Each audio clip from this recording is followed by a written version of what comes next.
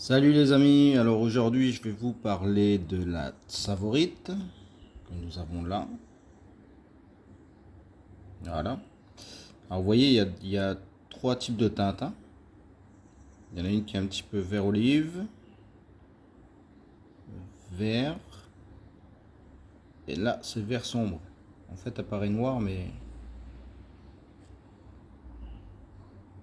c'est un vert sombre. Vous voyez, elles sont très petites. Là on a de la démantoïde.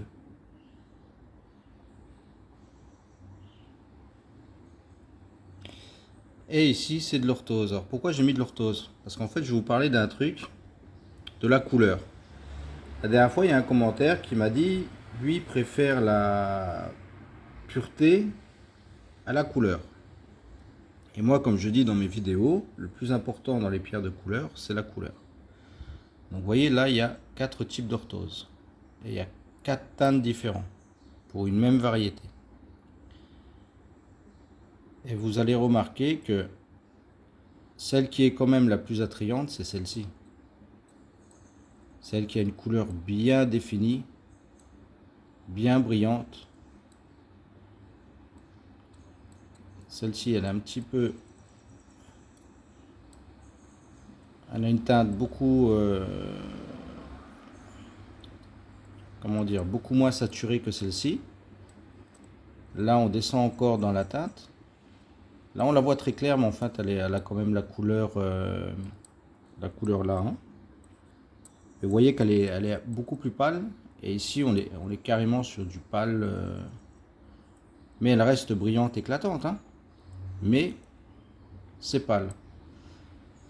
Et si vous voulez, c'est plus intéressant qu'on a une pierre de couleur, d'avoir une pierre de couleur qui a une belle couleur bien saturée, bien définie, que d'avoir une pierre de couleur qui a quand même une teinte pas mal pâle, je vais dire. Et le prix entre ça et ça est complètement différent. Parce que quand vous regardez, elles sont toutes pures. Elles ont toutes une pureté excellente. Elles ont une taille qui est bonne. Bon, en termes de poids, celle-là est beaucoup plus grosse que celle-ci, hein, mais celle-ci aurait la même taille que celle-là en termes de poids. La valeur ne serait pas du tout pareille. Parce que celle-ci vous serait beaucoup moins chère que celle-là. Parce que là, vous voyez, on aura beaucoup plus de valeur marchande par rapport à sa couleur. Et des fois, souvent, en fait, il y a des gens qui vont vous dire, ouais, par exemple, vous allez avoir une pierre qui va être de ce type-là, et il y a des gens qui vont aller dans des foires, dans des choses comme ça, et ils vont vous dire, ouais, ben nous, on a vu de l'orthose, mais ils ont vu de l'orthose, admettons, de cette teinte-là. Et ils vont vous dire, ouais, mais le prix, il est vachement plus bas que toi, toi, t'es vachement trop cher. Oui, mais c'est pour ça que je vous dis, en fait, dans les pierres de couleur, à partir du moment où vous avez des pierres naturelles, chaque pierre naturelle est complètement différente. Et vous ne pouvez pas vous baser sur un prix que vous avez vu quelque part pour justifier le prix des autres. C'est pas possible. Donc c'est pour ça que quand on va acheter une pierre, quelque chose comme ça, il faut toujours regarder tous les caractéristiques. Donc la couleur, la pureté, le poids, la taille. Enfin, quand je dis la taille, les facettes et tout. On ne peut pas juger en voyant un type de pierre et se dire le prix c'est ça. Non, tout est complètement différent dans le domaine des pierres. Chaque pierre est, comme je vous dis, personnelle. Elles ont toutes une teinte, elles ont toutes une couleur, des défauts, des choses comme ça qui sont propres à elles-mêmes. Donc elles ne peuvent pas avoir le même prix tout le temps. Et si vous allez dans un stand que vous avez que des pierres qui ont tout le temps la même teinte, par exemple le mec il a 200 pierres, les 200 pierres c'est le même prix, elles ont toutes la même teinte, elles sont toutes identiques, posez-vous des questions. Parce que dans un cristal d'orthose, que ce soit un cristal d'orthose ou n'importe quoi, dans un gisement, toutes les pierres qui vont sortir, toutes les pierres seront différentes. Et toutes les pierres seront taillées à la manière. Après, la taille, que ce soit une taille ovale, une taille carrée, une taille baguette, une taille pan coupé, machin, choses comme ça, une taille trillon, ça n'a pas d'importance. Le truc, c'est que chaque pierre, vous allez voir, sera différente. Vous aurez une zone de couleur, vous aurez une inclusion, vous aurez la teinte. Tout sera différent parce que dans la nature, les cristaux qui se forment ne sont pas uniformes. Ils sont uniformes quand ils sont, quand ils sont faits en laboratoire. Dans la nature, rien n'est uniforme. Je voulais dire ça parce que c'est pareil, il y a quelqu'un, un professionnel, je vais dire, qui a acheté une tourmaline dans un marché à Bangkok. Donc en fait, c'est un cristal, hein, un joli cristal de tourmaline verte avec des fractures à l'intérieur. Enfin bref, quand tu vois la photo parce que je pense qu'il l'a quand même acheté sur le marché, sinon il n'aurait pas dit acheter sur le marché de Bangkok, mais il aurait mis acheter sur internet ou quelque chose comme ça. Donc je pense qu'il l'a acheté sur le marché. Donc il a dû voir ce cristal comme ça de tourmaline verte. Et il était sur un marché de Bangkok, donc un marché de pierre. Le vendeur avait l'air correct dans son truc. Lui, qu'est-ce qu'il a fait? Il est parti, comme je vous dis tout le temps, trop de confiance souvent mène à la faute. Lui, il a acheté ce cristal de tourmaline. Donc après il est revenu avec, il a testé ce cristal, et en fait ce cristal de tourmaline verte qui était comme ça, je ne sais pas combien il l'a acheté, il n'a pas parlé prix, truc comme ça, il a juste mis la chose en évidence pour pas que les autres gens se fassent avoir. En fait, pour dire, méfiez-vous, même si vous êtes dans un endroit où vous avez confiance, méfiez-vous. Ce cristal-là, en fait, c'était du verre. Si vous voulez, les gens, ils ont bien recréé une tourmaline brute en verre. C'est-à-dire qu'ils ont coulé un verre et ils l'ont taillé de manière à ce que ce morceau de verre qu'ils ont coulé ressemble à une tourmaline. Ils avaient mis là une bonne dose de colorant dedans. Enfin, c'est vrai que quand on regarde la photo, on peut se faire avoir. Mais il aurait dû faire attention parce qu'en étant quand même dans un niveau, je veux dire, professionnel, à partir du moment où tu voyages, tu vas dans des marchés comme ça, tu as quand même une certaine connaissance. Tu vas pas dans les lieux touristiques, hein, parce que c'est pareil dans les pays là, que ce soit Thaïlande, tout ça, vous avez des marchés à touristes où est-ce que vous allez choper ces types de pièces. Et vous avez des marchés de professionnels où ça sera beaucoup plus rare de trouver ces types de pièces, mais le prix sera aussi beaucoup plus élevé que dans les marchés à touristes, parce que les marchés à touristes, ce sera des pierres reconstituées, refaites, traitées à mort, en fait, qui n'ont plus vraiment de grande valeur parce qu'elles sont plus vraiment naturelles. Alors que dans les marchés de professionnels, vous aurez plus tendance à avoir des pierres naturelles, et à partir de là, le prix sera totalement différent. Donc c'est pour ça que quand vous avez des gens qui vont dans les lieux touristiques, qui vous ramènent des pierres qu'ils ont achetées, je sais pas, on va dire 40 $ la pierre, et qui veulent la revendre 1000 € la pierre, non, si elle l'a acheté 40 $, c'est qu'elle vaut 40 $, surtout si tu as acheté dans le marché là. Va pas croire que parce que le mec il est en Thaïlande ou il est à Bangkok ou je sais pas où, il connaît pas la valeur de ce qu'il vend. Il connaît très bien la valeur de ce qu'il vend. Et pareil sur internet, quand vous commandez avec des gens du Pakistan ou d'autres choses, ou d'Afghanistan, Brésil, etc., etc., si les mecs vous vendent des pierres à 20 $, c'est que c'est des pierres qui valent 20 $. C'est pas une fois qu'elle va arriver en France, ça va valoir 2000 $. C'est pas possible. Donc posez-vous la question, pourquoi cette pierre est à 20 $? Sachant que, comme je le répète, une pierre synthétique est très difficilement détectable par des appareils de terrain. Il faut vraiment une analyse en laboratoire. Et les petits rapports d'analyse en carton, papier, carte individuelle, là, c'est pas bon. Ça, pour moi, ça marche pas. Il faut missionner votre laboratoire d'analyse. Enfin bref, revenons à nos moutons. Donc cette pierre de tourmaline, il aurait pu voir qu'il y avait un souci juste en la regardant plus attentivement, vous savez, en bougeant. Parce que la tourmaline, en fait, selon l'axe dans lequel on va la regarder, elle va être soit claire, soit sombre. C'est pour ça qu'une tourmaline, en fin de compte, quand on achète une tourmaline, qu'on veut la faceter, on regarde toujours son côté clair, pas son côté sombre. Parce que, par exemple, vous voulez une grande tourmaline, taille baguette, une grande pièce comme ça. Et son côté sombre, malheureusement, c'est sur la taille baguette. Si vous la faites faster, vous aurez une tourmaline qui sera sombre, qui sera noire. Donc en termes de valeur, ça sera beaucoup plus bas que si vous avez une tourmaline qui est éclatante comme ça. Mais des fois, quand vous tournez, vous arrivez sur la petite face et c'est sur la petite face qu'elle va être claire et pas sur la grande face. Ça aussi, il faut regarder parce que des fois, il y a les gémologues, en fait, quand ils vont dans les pays producteurs de tourmalines, qui cherchent des tourmalines pour les faire faster en pierre de joaillerie, eux, c'est ce qu'ils regardent. Et quand ils voient que le côté sombre, il est du mauvais côté pour la taille, ils mettent, enfin, je vais dire entre guillemets, ils mettent au rebut. En fait, ils mettent de côté. Ça les intéresse pas parce autrement, ils vont faire des petites pièces. Et ces tourmalines-là, vous allez les retrouver sur le marché avec un prix beaucoup plus attrayant. Et quand vous ne connaissez pas, vous aurez tendance à acheter, mais quand vous allez les faire, vous allez investir dans le fastage, tout ça là, vous allez payer tout ce qu'il y a à payer pour en faire des pierres fastées. Vous allez voir que le prix que vous allez mettre dessus, la marge que vous allez obtenir sera beaucoup plus faible parce que vous allez avoir des pierres fastées sombres et non claires. Donc plus difficilement vendables. C'est ça qu'il faut faire attention avec la tourmaline. Et vous voyez, cet acheteur-là, il aurait pensé à regarder un petit peu les axes de sa tourmaline.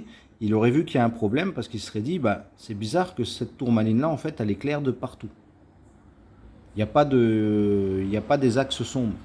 Donc, automatiquement, il y a un problème.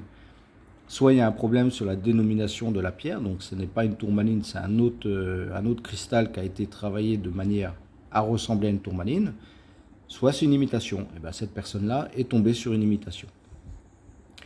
Donc voilà, je voulais vous dire ça.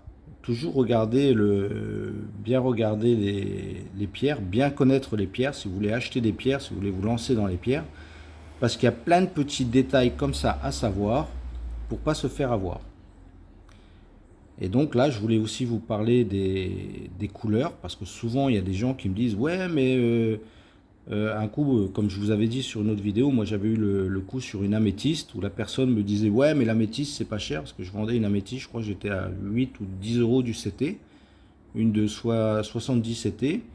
La personne me dit ouais mais les améthystes c'est pas le prix là, moi je les ai je sais plus où en Uruguay à 2 euros le CT ou 1 euro le CT, un truc comme ça quoi. Et je lui dis ouais bah montre-moi tes améthystes. Et les améthystes qu'il m'a montré, voilà, elles avaient cette teinte-là. Vous voyez ce que je veux dire? Alors que moi, celle que je vendais, elle avait une teinte comme ça, elle était violette bleu royal, quand on l'a bougée, elle avait du bleu, elle était magnifique. Plein d'éclats, vraiment top. Et l'autre, il me montre des améthystes comme ça, qui me dit qu'il a 1 euro de... Bah, c'est normal que tu les as à 1 euro, 2 euros. Il n'y a pas de couleur. Tu as une pierre de couleur qui n'a pas de couleur. Donc automatiquement, le prix, il est beaucoup plus bas. Je veux dire, tu voyais le violet, mais c'était vraiment une teinte vraiment pâle, pâle, pâle. Si vous avez une pierre de couleur qui a la couleur qu'il faut, c'est-à-dire qu'elle est vraiment une teinte bien saturée, le prix augmente par rapport à une pierre qui n'aura pas la couleur saturée, qui aura une couleur très pâle. Donc voilà ce que je voulais dire à ce niveau-là. Donc méfiez-vous des gens qui vont vous dire ouais mais moi j'ai été dans un marché des minéraux, à côté il y en avait un, il vendait là je pars sur l'orthose, hein, il y en a il vendait des orthoses, lui il était beaucoup plus bas que toi. Ouais, il est beaucoup plus bas que toi, mais quelle qualité d'orthose il vendait? C'est ça qu'il faut demander. C'était quoi sa qualité? C'était quelle couleur, quel type les gens qui ne connaissent pas, ils vont regarder le nom, le prix. Vous voyez? Les professionnels, les spécialistes, les gémologues, ils vont regarder la pierre et ils vont regarder chaque pierre. Donc voilà, et comme je vous dis, faites attention parce que quand vous avez trop de confiance sur quelque chose, vous pouvez vous faire avoir. Et là, comme je vous ai expliqué, le type avec sa tourmaline bien grosse comme ça, qui pensait faire une très bonne affaire, résultat, en fin de compte, il s'est fait avoir comme un bleu parce qu'il était sur une confiance trop importante. Donc voilà, alors ici, on va parler un peu du grenade savorite et du grenade démontoïde. Alors, le démontoïde, lui, il aura une couleur un peu vert olive. Et il aura une réfringence très élevée. En fait, on dit qu'il a la réfringence quasiment du diamant. Pourquoi tu t'es sauvé, toi? Le problème qu'il y a aussi, c'est que souvent, c'est beaucoup inclus. Donc, c'est très rare d'avoir des pierres qui sont top. Vous voyez, les pierres que j'ai, moi, elles sont incluses. Après, elles ont une taille quand même assez intéressante, hein. Parce que le problème du démontoïde, c'est que vous aurez rarement des pierres au-dessus d'un CT, et vous aurez encore plus rarement des pierres au-dessus de 0,5 CT. C'est très très très très rare. Et là, on a de la tsavorite. Donc là, on a une teinte un peu vert olive très éclatante. Ici, on a un vert beaucoup plus saturé. Elles sont petites, elles sont très dures à prendre. Et ici, on a un vert sombre. Vous voyez, c'est vert, hein, mais il est sombre. Donc le prix entre... Ah, bon, je laisse comme ça. Le prix entre celle-ci, celle-ci et celle-ci est totalement différent. Vous voyez? Si par exemple vous arrivez dans un stand, vous voyez des tsavorite, vous avez tout le même prix dans les tsavorite, il y a un problème. Surtout si vous avez une différence de poids.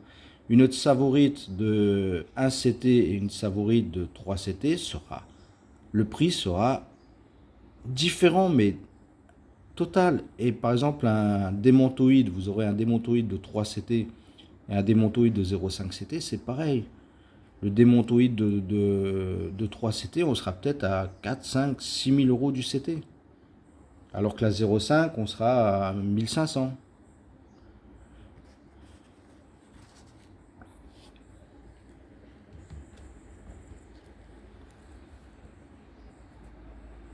Parce qu'en fait, ce qui se passe, c'est que quand vous, sur les démontoïdes, donc vous avez la roche-mère, et les démontoïdes vont se former dessus.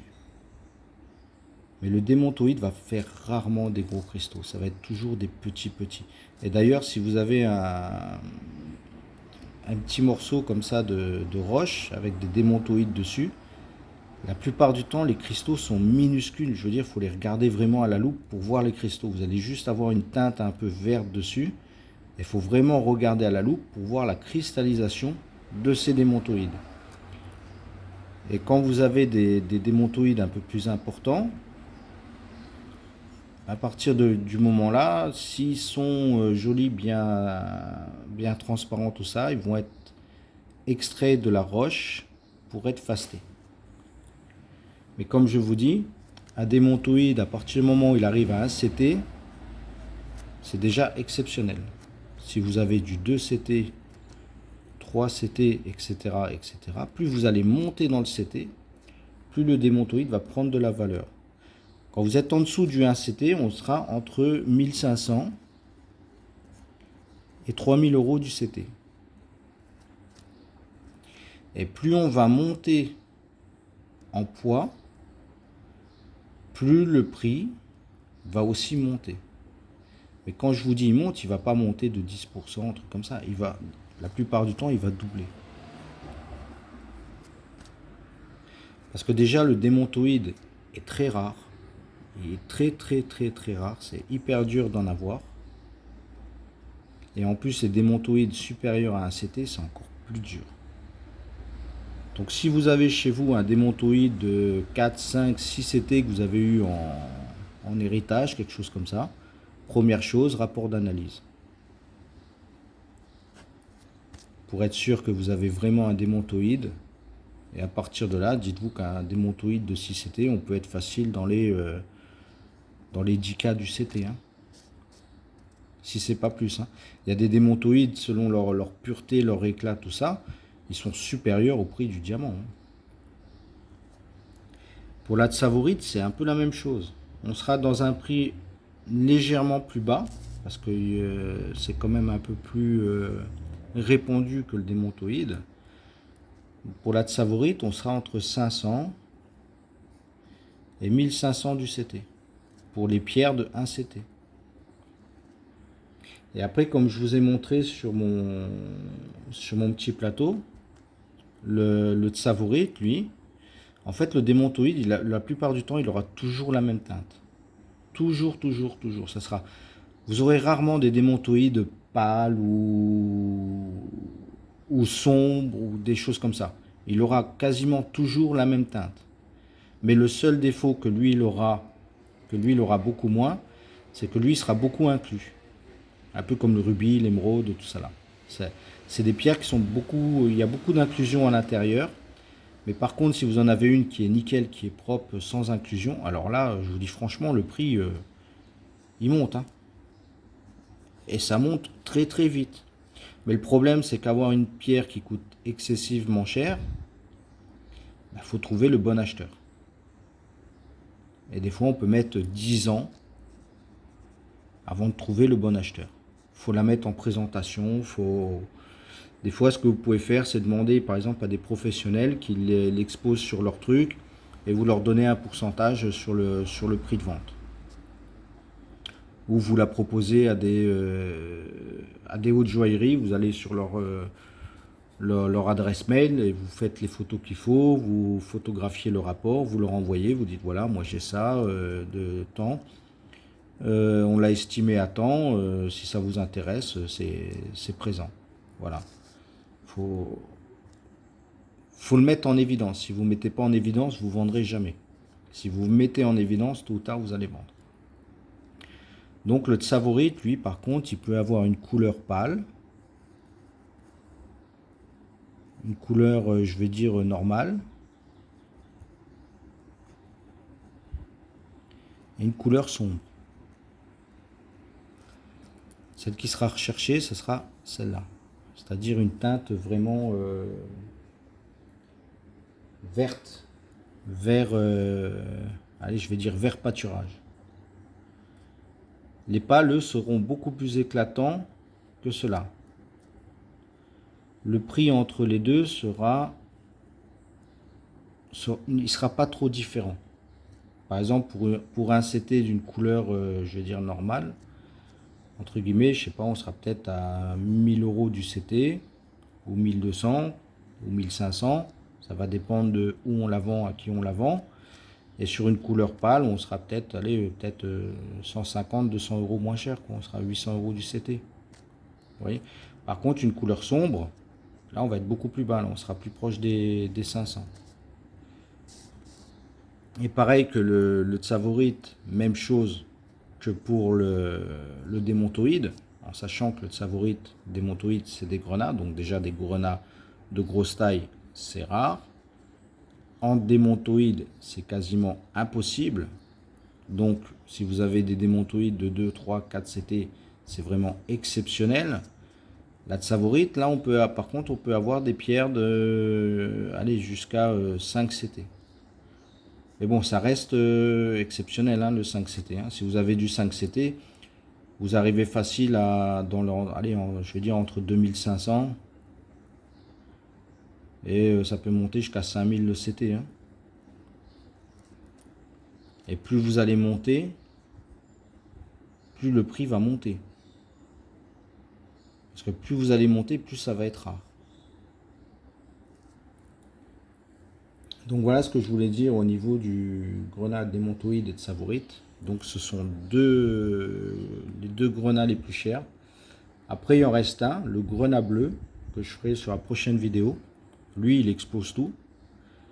En fait il y a le grenat bleu, donc on appelle le grenat bleu, c'est le grenat changeant de couleur, qui va être du bleu au rouge. Mais je vous en parlerai sur la prochaine vidéo. Et après, vous avez le vanadium. Les deux là, on va dire, ils sont pratiquement regroupés pareil. Mais le prix peut différer entre les deux. Donc voilà ce que je voulais vous dire à propos du grenat Tsavorite et démontoïde. Alors maintenant, je vais venir sur mon petit concours que je voulais faire, là, que je vous ai dit. Donc voilà ce que je vous propose de gagner. Un joli saphir.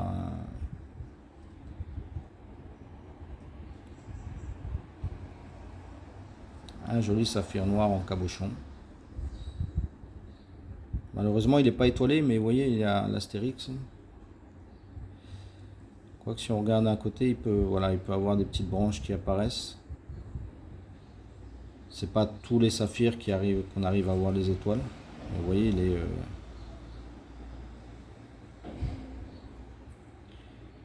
Donc voilà le saphir que je peux vous faire gagner si vous me dites à quoi correspond ceci.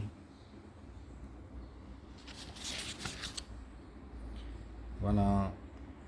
Alors, si vous me trouvez le plan, ça c'est quoi?